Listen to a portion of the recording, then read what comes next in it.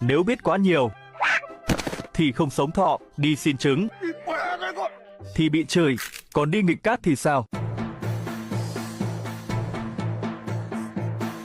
Mày là thằng nào? Ủa mày là Phan Hải. Phan Hải là thằng nào? Là con của Phan Quân. Tao hỏi mày Phan Quân là thằng nào? Là ông Trùm. Chúng mày phết rồi tao. Đại ca, sếp Quân có dặn không đánh đàn bà và trẻ nhỏ.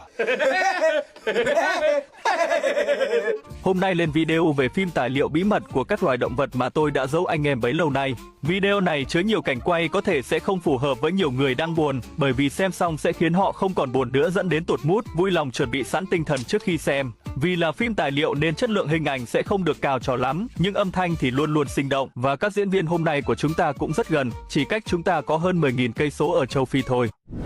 Đéo nói nhiều, Tề Thiên Đại Thánh này đang hái trái cây xuống để làm nước ép hoa quả, nhưng vòi hoa sen 5 tấn này đang đồn Tết lắm rồi, cút ra để tao làm cho nhanh.